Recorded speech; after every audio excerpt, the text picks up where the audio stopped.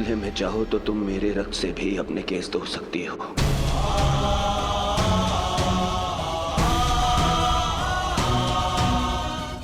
मेरा रक्त ले लो। मेरा मित्र मुझे दे दो।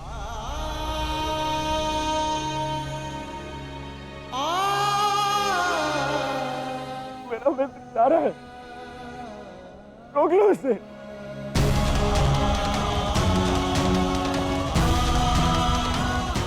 क्षमा भी मांग ली मैंने, ले लो,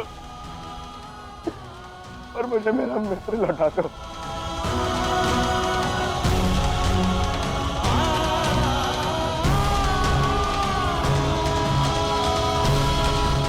अरे कोई है जो मेरे मित्र के प्राण बचा ले।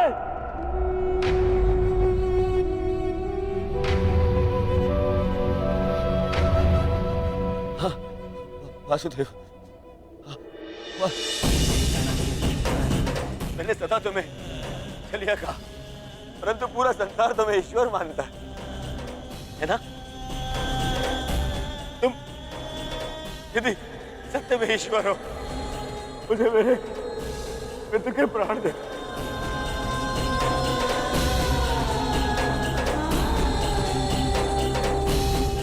मैं प्रार्थना करता हूं तुमसे, मैं प्रार्थना करता हूं, मैं ये दुर्योधन हाथ छोड़कर आपके चरणों पर बैठकर आपसे विनती करता, मेरे मित्र के प्राण लौटा दो वासुदेव। मेरे मित्र के प्राण लौटा दो। मैं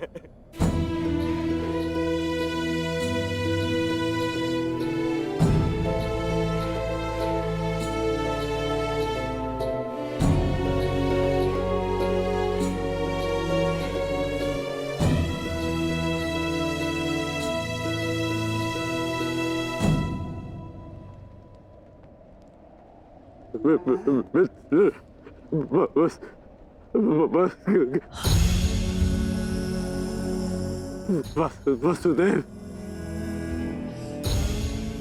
मैंने कहा था ना आपसे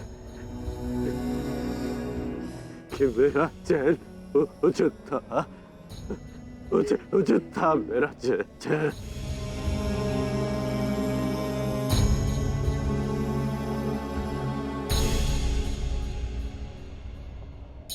यदि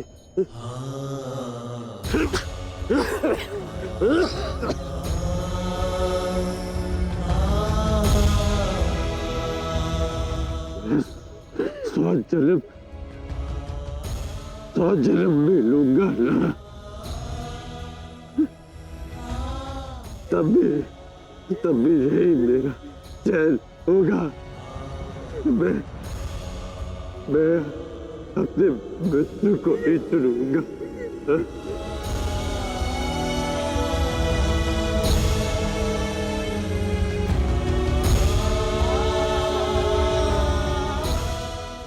नहीं मित्र, ऐसा मत बोलो, मुझे छोड़ के मत जाओ मित्र।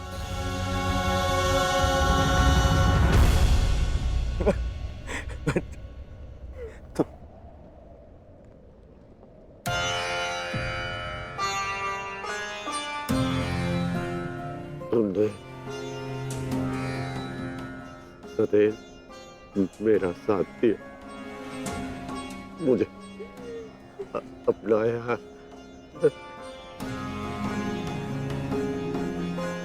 मैं संतुष्ट होकर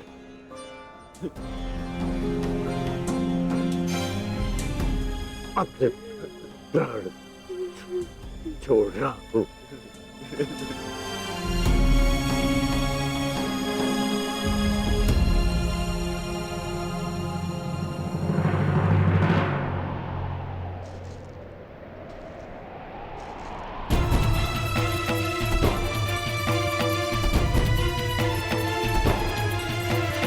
गुरु ब्रह्मा गुरु विष्णु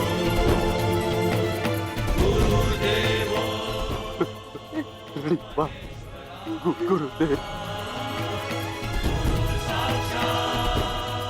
आज तुमने अपने गुरु परशुराम द्वारा दी गई शस्त्र और शास्त्र की विद्या का मान रखा कर मैं धन्य हो गया। मुझे प्रसन्नता है। मैं भले ही चिरंजीवी था, परंतु तुम मृत्युंजय हो गए हो महारथी कर्ण। मृत्युंजय मृत्युंजय।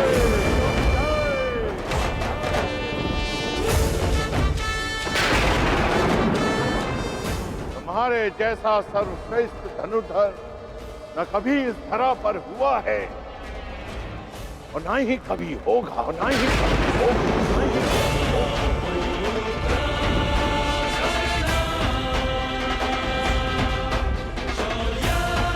तुम्हारे जैसे दानवीर को ये संसार सदैव स्मरण करेगा। आज तुमने मेरे पृथ्वी पर आने के कारण को सफल कर दिया कर्ण।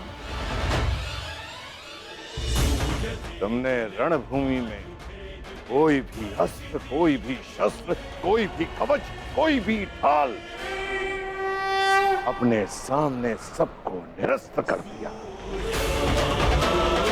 अपने सामने उसे शूद्र सिद्ध कर दिया। तुम श्रेष्ठ नहीं, सर्वश्रेष्ठ होकर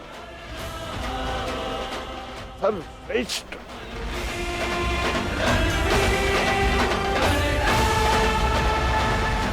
आज तुम अधिकारी बन गए हो कि तुम्हारे गुरु तुम्हें ऋणी पात्र दे।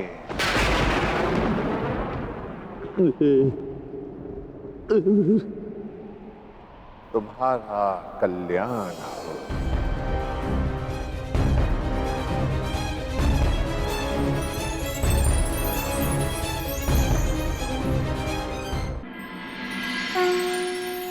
संसार में दो ही अवसर ऐसे होते हैं जब मनुष्य किसी को स्वयं से आगे निकलता हुआ देखकर प्रसन्न होता है।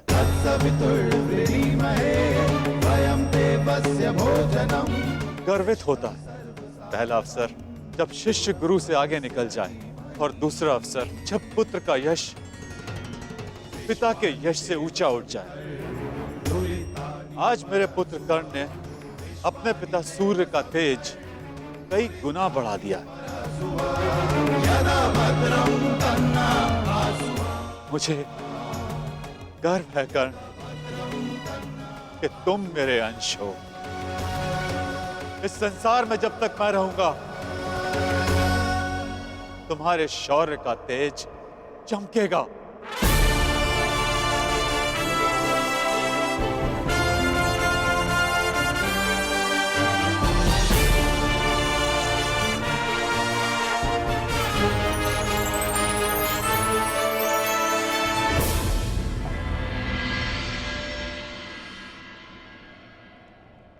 समय आ गया है सखा।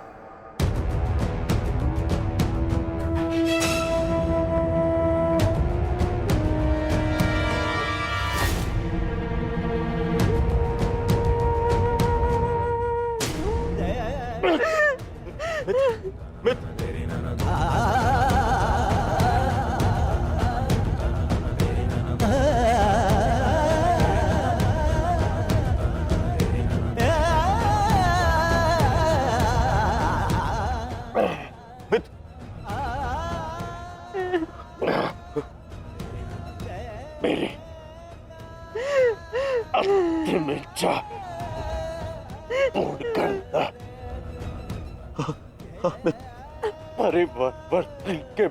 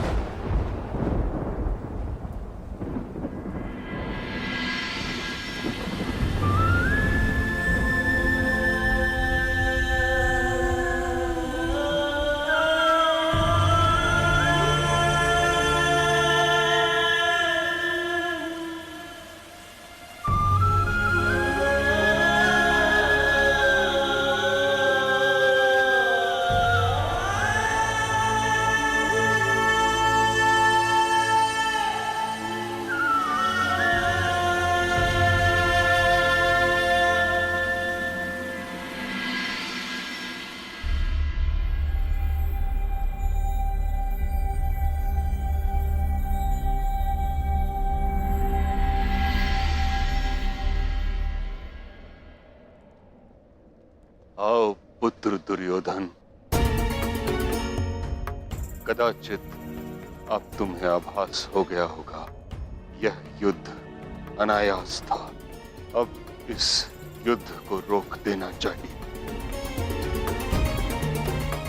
नहीं पितामह, कदाचित अभी विश्वास हो गया है कि यह युद्ध आवश्यक था।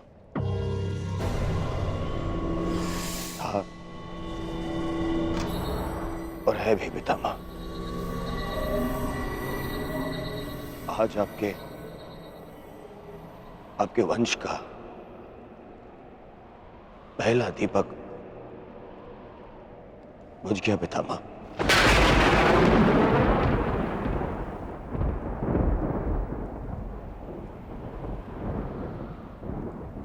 कर्ण,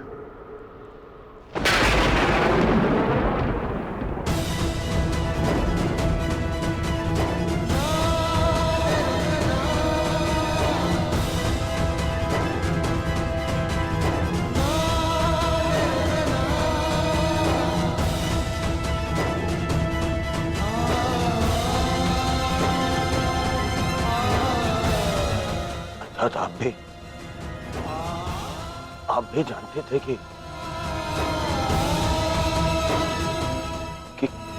कर्ण मेरा ज्येष्ठ, फिर भी आप बोल रहे क्यों? क्यों पितामह? विष पीकर भी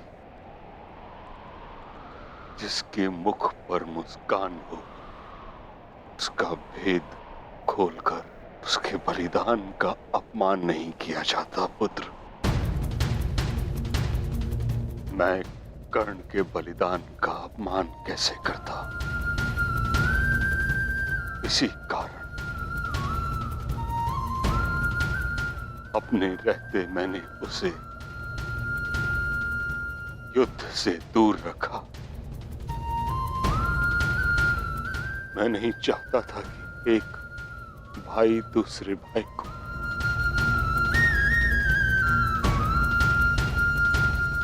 नहीं,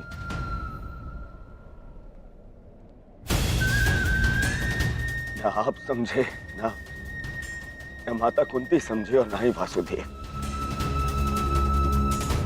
कदाचित आप लोगों ने बता दिया होता कि कर्ण हमारा ज्येष्ठ है, तो सौगन गुरु बलराम की पितामह मैं संसार का सारा राज्य उसे दे देता। क्यों नहीं बताया पितामह आपने? क्यों? युवराज, अंगराज का अंतिम संस्कार होने को है।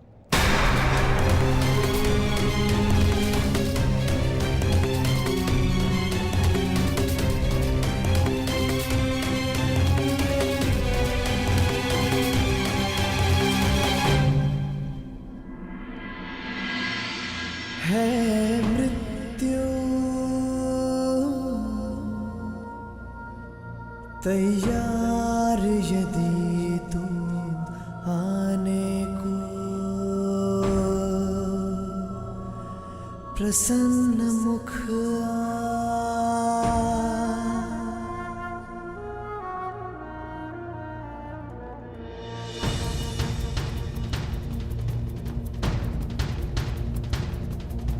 द्वार खुला है तेरा स्वागत, वीर खड़ा द्वारे अभयागत।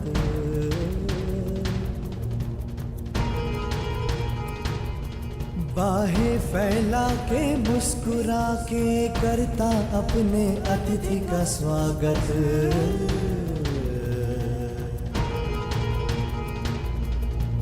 वीर गति पाके एक बालक आया, तेरे आंचल छाया। क्यों ईश्वर, क्यों स्त्री को ये शक्ति दी कि वो कोई भी बात छुपा कर रख सके? पहले संतान को 9 महीने अपने गर्भ में रखे, फिर अपने संतान से जुड़े सत्य को अपने मन के गर्भ में रखे। अगर मैंने जीवन में कोई भी पुण्य किया तो मेरी प्रार्थना सुन ले कि आज के पश्चात कोई भी स्त्री कोई भी रहस्य ना छुपा सके।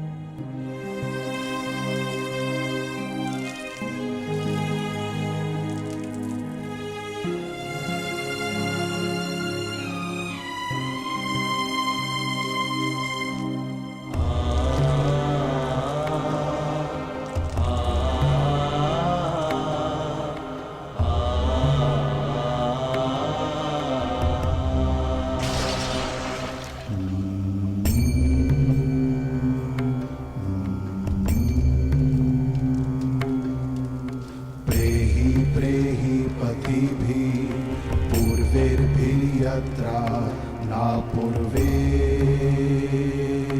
पीतर पर्युः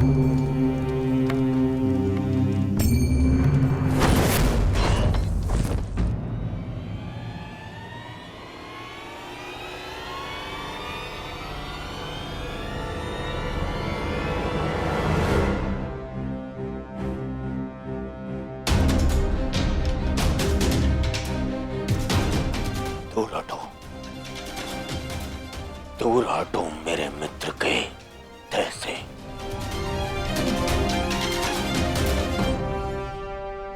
इसका अंतिम संस्कार करने का साहस मत करना युधिष्ठिर, अन्यथा यहां 5 और चिताएं जल जाएंगी।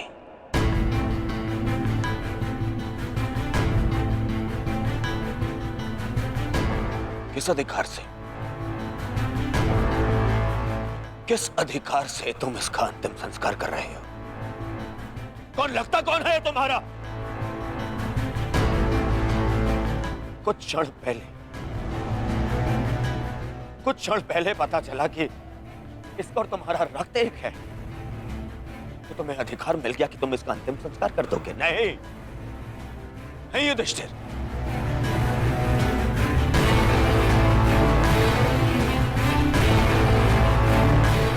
इसका अंतिम संस्कार करने का अधिकार उसको है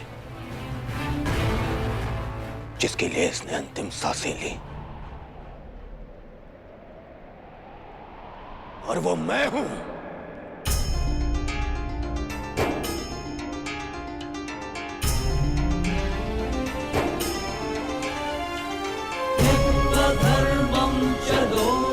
मेरे माता पिता देख नहीं सकते, परंतु उनकी आंखों में भी एक स्वप्न है।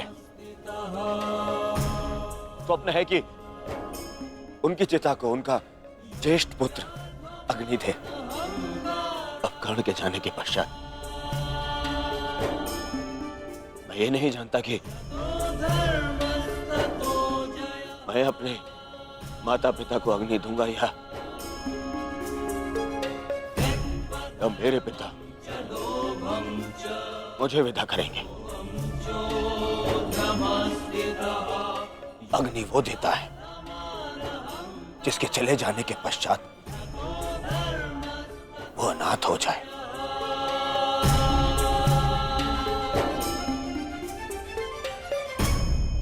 और कर्ण के चले जाने के पश्चात मैं अनाथ हो गया हूं, इसीलिए उसे अग्नि देने का अधिकार केवल मेरा है, और मुझसे ये अधिकार कोई नहीं छीन सकता।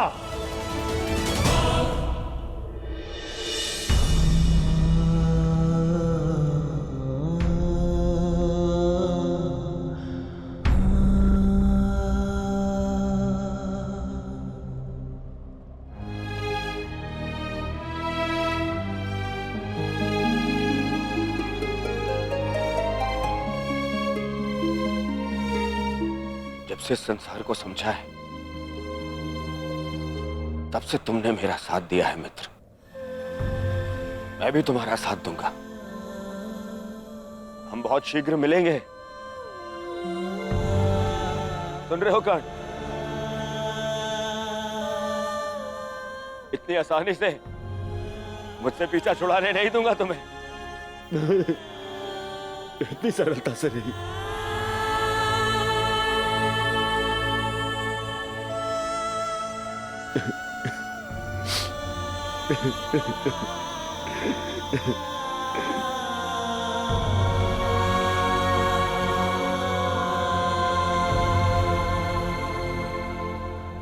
यह एक वीर की अंतिम यात्रा का प्रयाण है दुर्योधन। इसे शांति के साथ विदा करें। ज्येष्ठ की आत्मा को कष्ट होगा यदि सब एक साथ अग्नि न दें।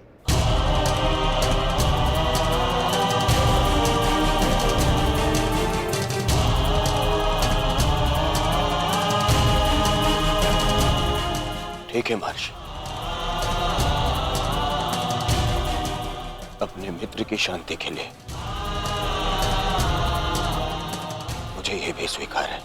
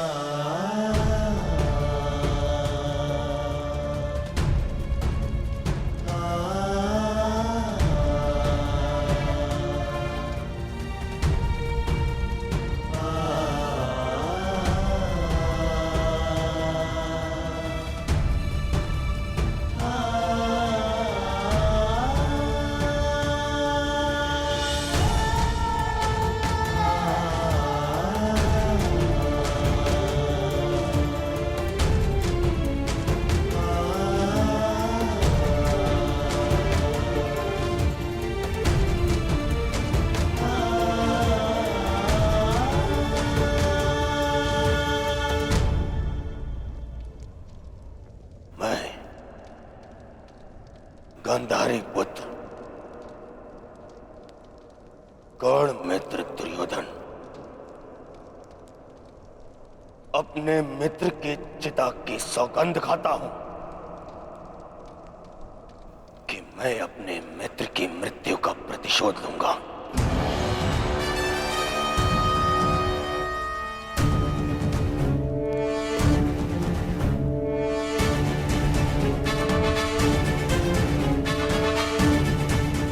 अब ये युद्ध ना इंद्रप्रस्थ के लिए है और ना ही हस्तिनापुर के लिए। अब ये युद्ध है तो केवल मेरे मित्र के प्रतिशोध के लिए।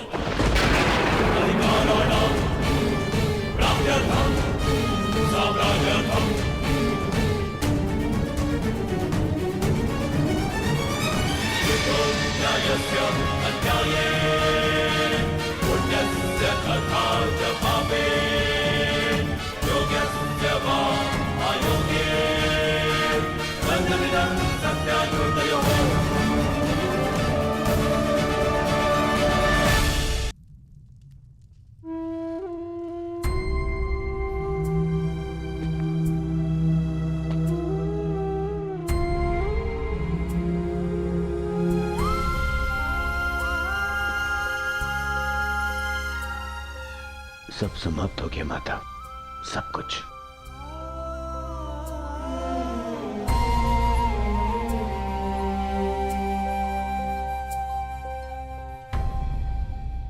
कुछ नहीं बचा, कुछ भी नहीं बचा। कर्ण के साथ मेरी विजय, मेरा सुख, मेरा स्वप्न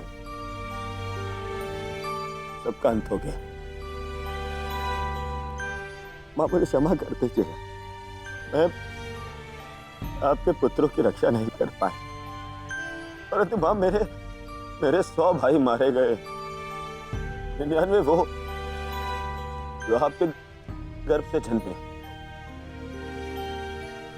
और एक वो जिसने मेरे लिए समय के गर्भ से जन्म लिया। मेरा मित्र कर्ण, मैं नहीं रहा माता। माता, आपको 100 पुत्रों की माता होने का वरदान मिला था ना माता, तो मुझे सदा 100 भाइयों के भाई होने का वरदान क्यों नहीं मिला माता? समय ने जो छीन लिया उसे लौटाया नहीं जा सकता पुत्र, परंतु जो अब मेरे पास शेष है उसे रहने दो। छोड़ दो ये युद्ध पुत्र।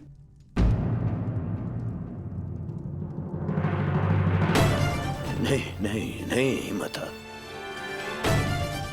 नहीं माता श्री, इस युद्ध में मैं इतना कुछ खो चुका हूं और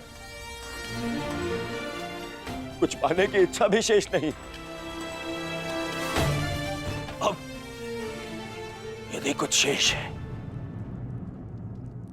तो वो है मिटा डालने का संकल्प,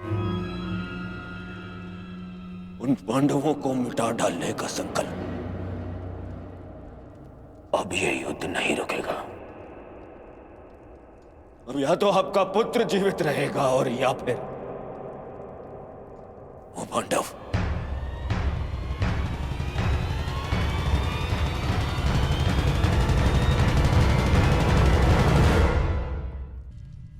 अब यदि कुछ शेष है तो वो है मिटा डालने का संकल्प,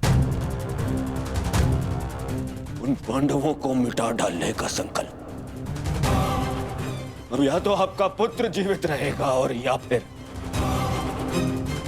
वो पांडव। मुझे क्षमा कर दीजिएगा माता, परंतु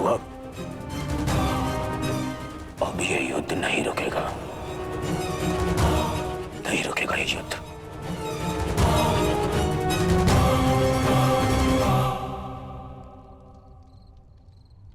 क्या हुआ माधव? शांति के साथ अधीरता का ऐसा मिश्रण मैंने आप में कभी अनुभव नहीं किया।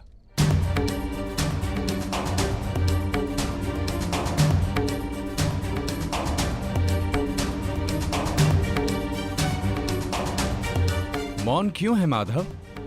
क्यों आप हर बार उस योद्धा का अंत कर देते हैं जो इस युद्ध का अंत कर सकता है? क्यों माधव, क्यों? जिसे हम अंत समझते हैं वो एक नया प्रारंभ होता है बारबरी। जिसे हम काया का अंत समझते हैं वो कायांतरण होता है, और जिसे तुम एक योद्धा का अंत समझ रहे हो वो एक नए परिवर्तन का प्रारंभ है। उचित कहा माधव। हर अंत में ही एक नया प्रारंभ है, परंतु यह आवश्यक नहीं कि हर अंत के पश्चात एक नया परिवर्तन जन्म ले, क्योंकि कभी कभी एक अंत एक प्रतिशोध को जन्म देता है, और वो हो चुका है। एक नया प्रतिशोध जन्म ले चुका है माधव।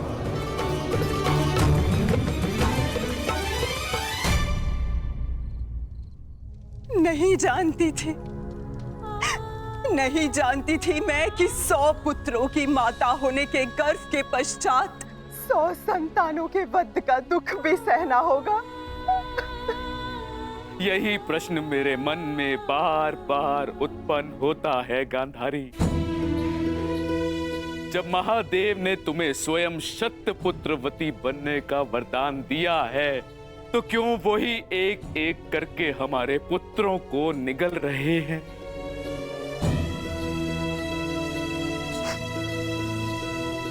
उत्तर मिलेगा आर्य। इस प्रश्न का उत्तर भी अवश्य मिलेगा।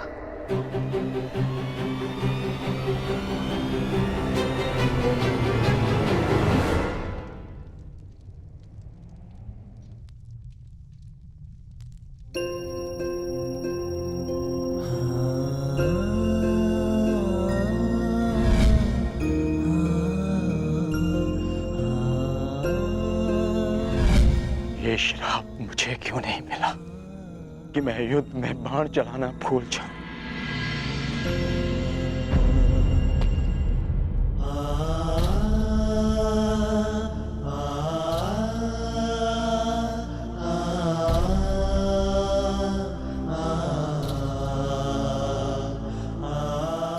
ये कैसा युद्ध है माधव, कैसा युद्ध।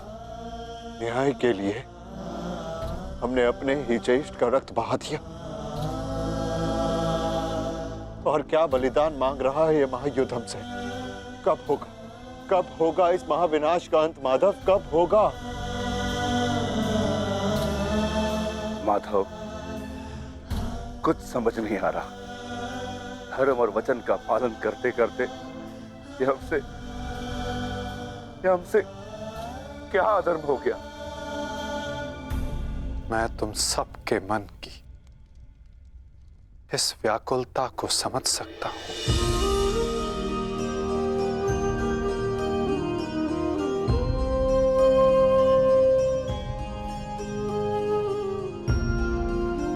तुम सब इतने समय से इस सत्य से वंचित थे, किंतु इसका कारण स्वयं तुम्हारे ज्येष्ठ थे।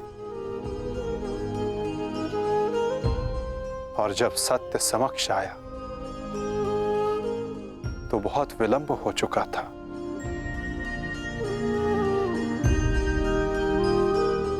नकुल, सहदेव, ये तुम्हारा उत्तरदायित्व है कि अपने ज्येष्ठ के इस बलिदान गाथा को इस संसार में सुनाकर सदैव इस संसार के हृदय में जीवित रखो।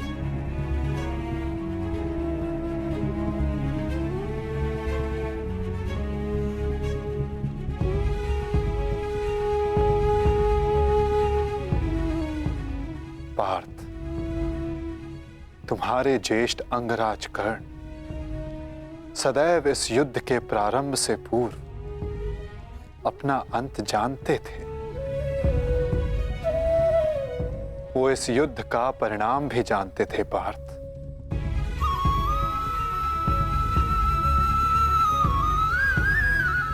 परंतु चिंता मुझे उनकी है जो देख नहीं पाते, क्योंकि जो देख नहीं पाते उनकी इच्छाओं का परिणाम बहुत घातक सिद्ध हो सकता है।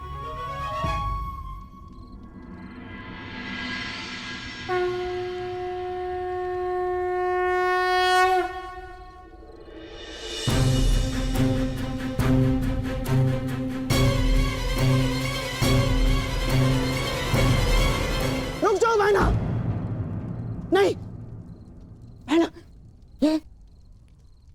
ये क्या करने जा रही हो तुम? इस समय ना तो मैं आपकी बहन हूँ भ्राताश्री, और ना ही हस्तिनापुर की महारानी गांधार नरेश।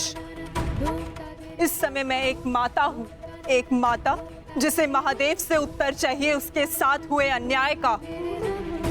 और जब तक मुझे वो उत्तर नहीं मिल जाता, आज मुझे कोई नहीं रोक सकता। मूर्खता मत करो बहना।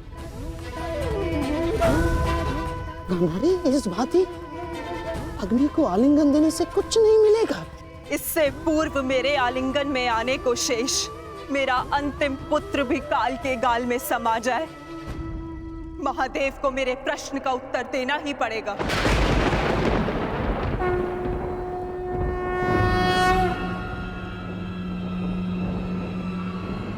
नहीं बहना, मैं तुम्हें ऐसा नहीं करने दूंगा, नहीं करने दूंगा मैं तुम्हें ये सब कुछ ना। आप हस्तिनापुर की महारानी को आदेश दे रहे हैं गांधार राज? देखो बहना, ईश्वर के लिए ये सब मत करो। एकांत।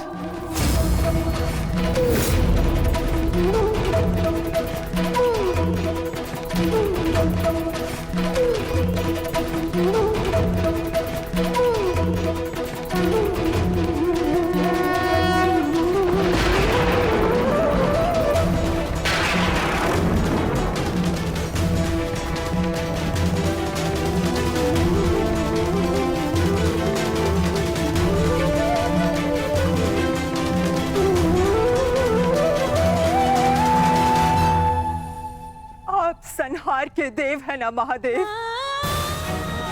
तो आज मैं स्वयं को संहार करके आपको प्रस्तुत करती हूँ।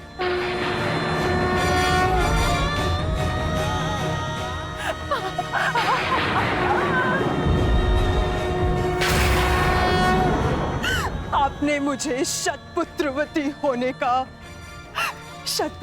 होने का वरदान दिया था महादेव,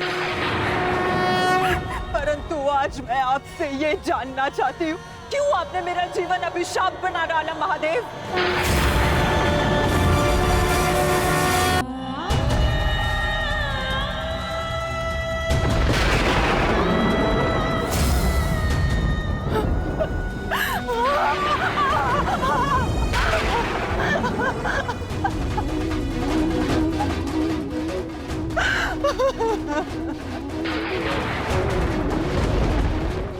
प्रकट होइए महादेव, प्रकट होइए। आपने मेरे जीवन को एक जीती जागती चिता बना डाला है। ये माता अपने पुत्रों का हंसता हुआ मुख नहीं देख पाई,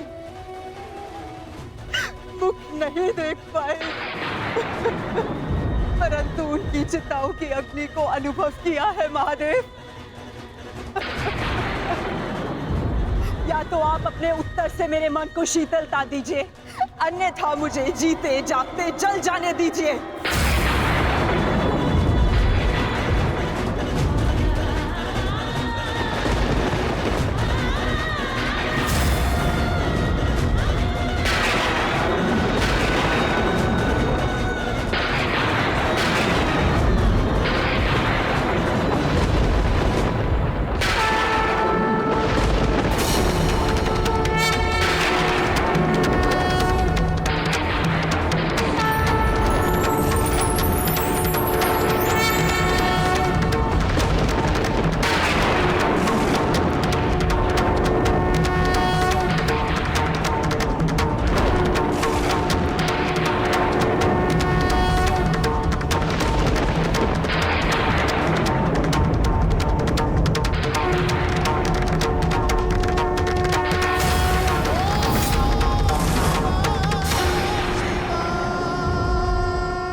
किस प्रश्न ने तुम्हें इतना विचलित कर दिया है गांधारी?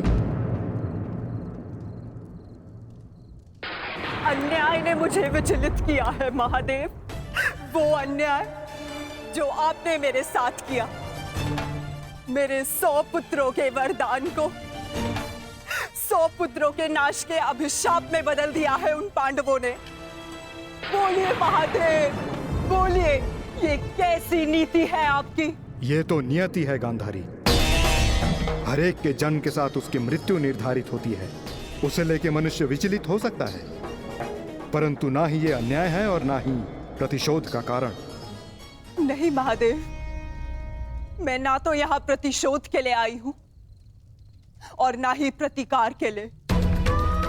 ये एक माता है जो आपके समक्ष खड़ी है, जिसके 99 पुत्रों का निर्दयता से वध कर दिया गया है। उसे केवल एक पुत्र की सुरक्षा चाहिए। मुझे दुर्योधन की मृत्यु नहीं देखनी है। आपका वरदान झूठा नहीं होना चाहिए महादेव। जिसे आपने 100 पुत्र होने का वरदान दिया, वो निसंतान नहीं मरनी चाहिए महादेव। जो हानि मेरी कोख को अब तक हुई है, उसे मैं सह लूंगी, किंतु मेरा अंतिम शेष पुत्र दुर्योधन, मैं आपसे उसकी सुरक्षा मांगती हूँ महादेव। मेरे पुत्र की रक्षा कीजिए महादेव। उसे भीम के प्रहार से बचा लीजिए। पांडवों को अस्त्र देने वाले महादेव, यदि आज मेरे पुत्र को ढाल नहीं देंगे, तो मैं स्वयं आज अपने प्राण उसके लिए समर्पित कर दूंगी।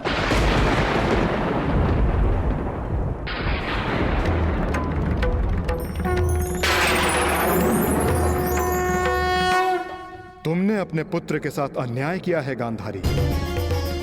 एक माँ अपनी संतान को देख देख जितनी प्रसन्नता पाती है, उसकी संतान अपनी माँ की दृष्टि से उतनी ही शक्ति भी पाती है।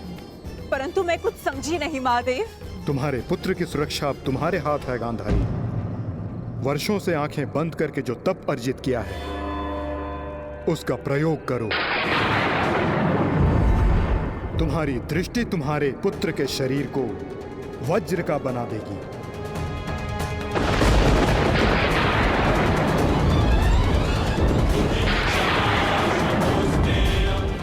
वो वज्र जिसे किसी का प्रहार नहीं तोड़ पाएगा।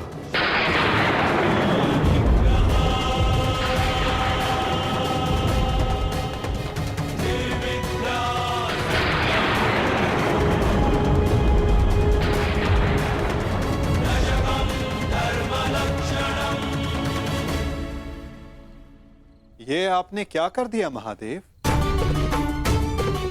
आप स्वयं धर्म स्वरूप हैं महादेव, फिर धर्म स्थापना में आप बाधा कैसे बन सकते हैं? धर्म स्थापना के लिए दुर्योधन का नाश आवश्यक है महादेव, और आपने दुर्योधन को अटूट ढाल दे दी। मैंने वही किया जो परिस्थिति के अनुकूल था। परंतु नियति के लिए तो प्रतिकूल था ना भोलेनाथ। मेरा परम भक्त यदि मुझसे कुछ मांगता है तो मैं उसे मना नहीं कर सकता माधव, ये तो आप जानते हैं। मानता हूं इसके कारण बार बार आपके समक्ष समस्याएं उत्पन्न होती हैं, परंतु मुझे विश्वास है कि हर बार की भांति इस बार भी नारायण इस समस्या का हल निकाल ही लेंगे। मैं अपनी व्यवस्था से बंधा था, परंतु आप अपना कार्य पूर्ण करने के लिए स्वतंत्र हैं।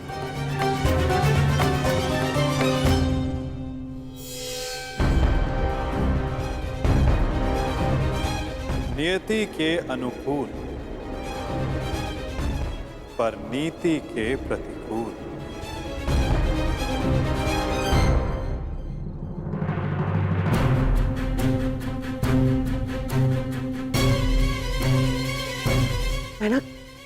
बहना क्या हुआ? महादेव ने दर्शन दिए?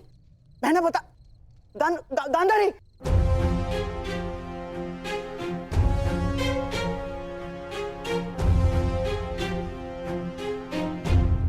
महारानी। दासी, युवराज दुर्योधन से कहिए मैंने उन्हें अपने समक्ष प्रस्तुत होने का आदेश दिया है, तुरंत।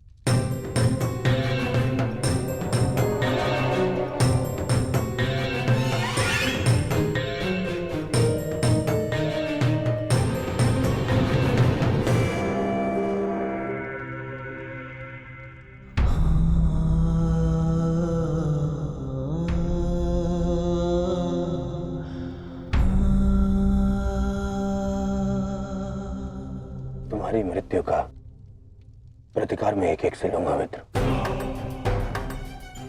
और पांडवों को छोड़ूंगा नहीं। उन्हें तुम्हारे साथ किए गए अन्याय का प्रतिकार चुकाना होगा मित्र।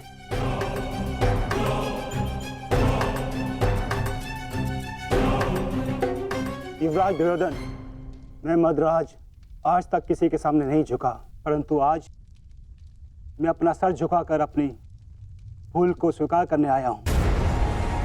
मद्राज, चक्र निकालने में मेरी सहायता कीजिए। तुम भूल रहे हो अंगराज, तुम सूत पुत्र हो, तुम स्वयं अपने रथ का चक्र निकालो। मद्राज, मुझे मेरा विजय धनुष दीजिए। नहीं अंगराज, मैं तुम्हारी आज्ञा का पालन नहीं करूंगा।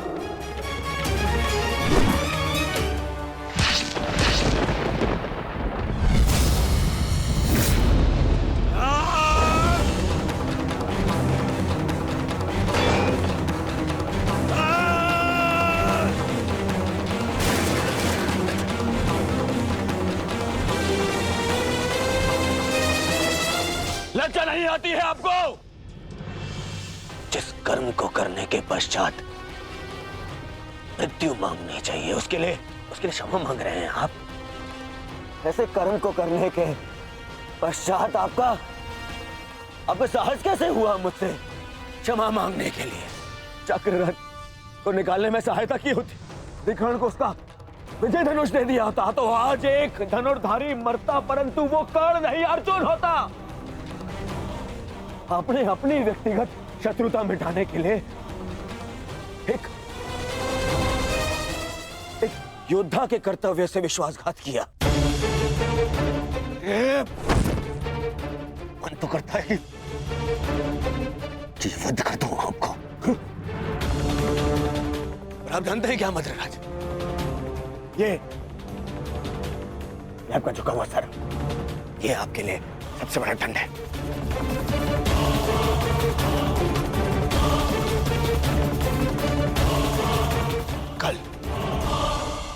कल प्रातःकाल सूर्योदय से पूर्व आप युद्ध भूमि से अस्त हो जाएंगे। मैं आपका मुख नहीं देखना चाहता।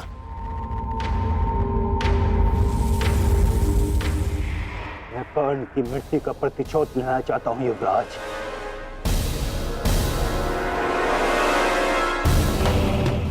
आप लेंगे प्रतिशोध, मैं लूंगा प्रतिशोध, और उसके लिए मुझे आपकी आवश्यकता नहीं है। प्रतिशोध लेंगे। किंतु मुझे पश्चाताप के अवसर की आवश्यकता है युवराज। मैं आपको निराश नहीं होने दूंगा। महारथी कर्ण का सारथी बनकर जो मैं नहीं कर सका वो मैं अब करूंगा, अपने कर्तव्य का पालन। युवराज की जय हो। महारानी ने आपको इसी समय अपने कक्ष में प्रस्तुत होने का आदेश दिया है।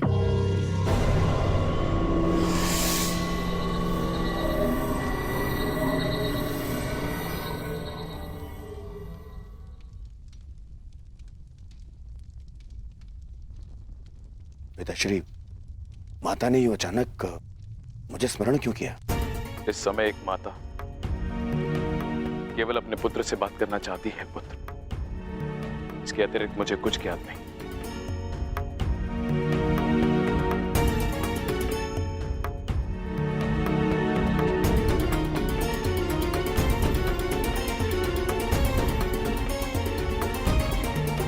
प्रणिपात माता, आपने मुझे स्मरण किया।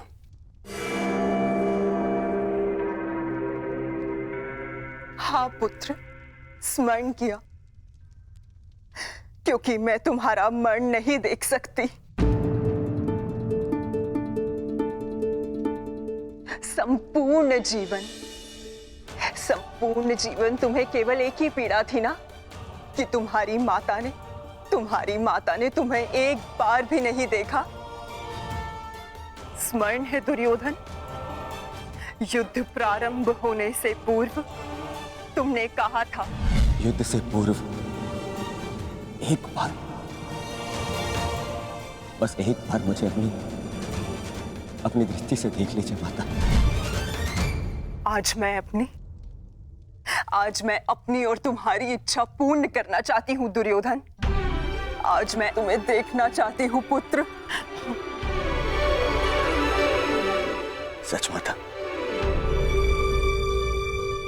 किंतु माता, अब जो मैं करने जा रही हूं उसके पश्चात तुम युद्ध जीतो या ना जीतो, परंतु मेरी ममता हार से बच जाएगी। मैं कुछ समझा नहीं माता। अब मैं तुम्हें जो कहने जा रही हूं पुत्र, उसे ध्यानपूर्वक सुनना और आज्ञा अनुसार ही पालन करना।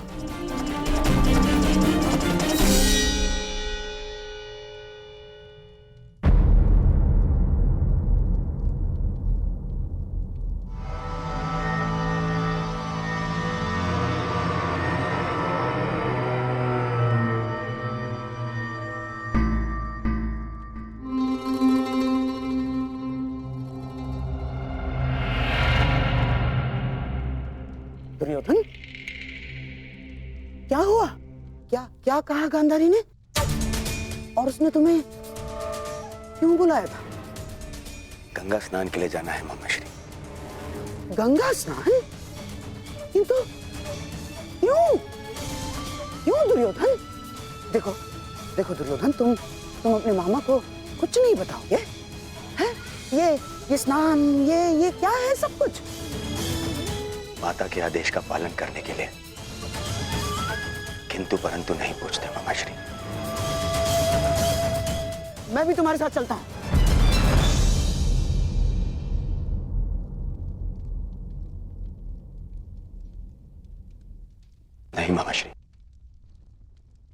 ये यात्रा मुझे अकेले करनी है।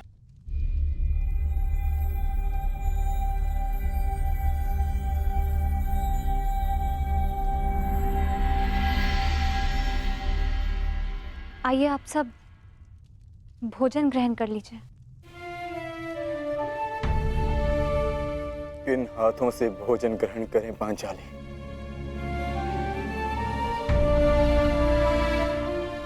इन हाथों से जो अपने ज्येष्ठ के रक्त से रंगे हुए हैं।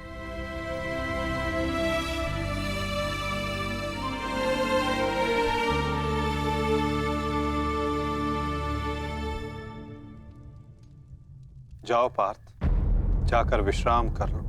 कल प्रातः पुनः युद्ध प्रारंभ होगा और उस युद्ध के लिए सज्ज रहना होगा तुम्हें। परिवर्तन के लिए ज्येष्ठ ने अपना जीवन त्याग दिया। कुछ परिवर्तनों को लाना नहीं होता पार्थ, उन्हें होने देना होता है। तुम अपना कर्तव्य करो पार्थ। फल हो या परिवर्तन, जो भी होगा स्वयं होगा।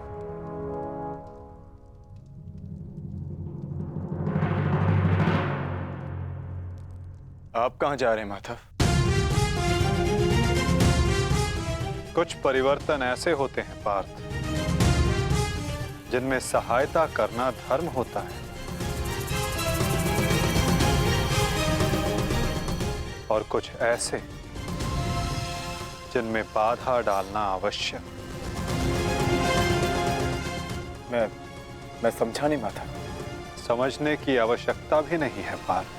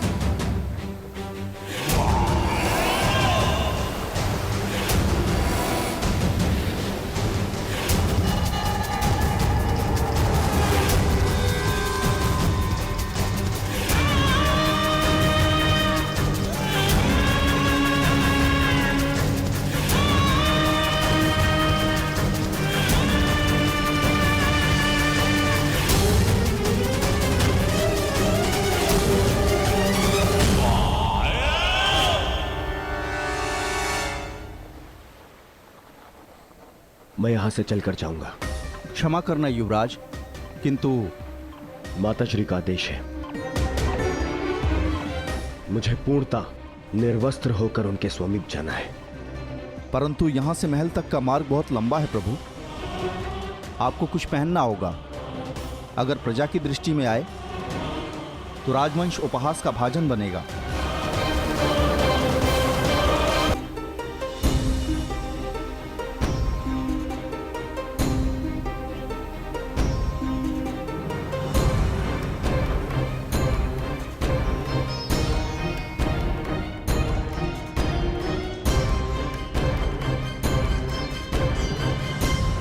अपने पिता का आदेश नहीं मानता, बहुत बड़ा बुद्धिमान समझता है अपने आप को। क्या कहा था मैंने? बछड़े की डोर हाथ में रखना समझता नहीं है? बहुत बुद्धिमान है तू। क्या समझाया था मैंने? क्या कहा था मैंने? क्या पूछ रहा हूँ मैं? क्या समझाया था मैंने? ये क्या कर रहे हो? क्यों इस बालक को कष्ट पहुंचा रहे हो? अब तुम कौन हो हमारे बीच में आने वाले? ये मेरा पुत्र है, मैं जो चाहे इसके साथ वो करूं। तुम हमारे मध्य में आने वाले कौन होते हो? मैं हस्तिनापुर का युवराज हूँ। क्षमा करिए युवराज, मैंने आपको पहचाना नहीं, परंतु वास्तविकता ये है कि इसने अपने माता पिता के आदेश का पालन ही नहीं किया। मैंने इसे बताया था, बछड़े की डोर कभी हाथ से मत छोड़ना, सदैव डोर अपने हाथ में ही रखना, परंतु ये नहीं माना। इसने बछड़े की डोर को अपने हाथ से छोड़ दिया और बछड़ा खो गया। अब आप ही बताइए मैं क्या करूं? परंतु आप इस भांति अर्धनग्न अवस्था में।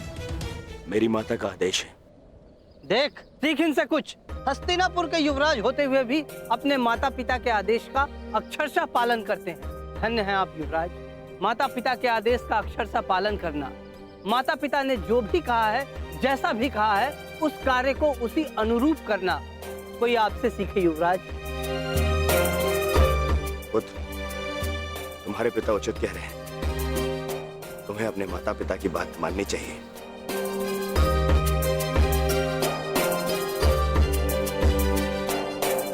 माता पिता के आदेश का अक्षरशः पालन करना, माता पिता ने जो भी कहा है, जैसा भी कहा है, उस कार्य को उसी अनुरूप करना कोई आपसे सीखे युवराज। धन्य हैं आप युवराज।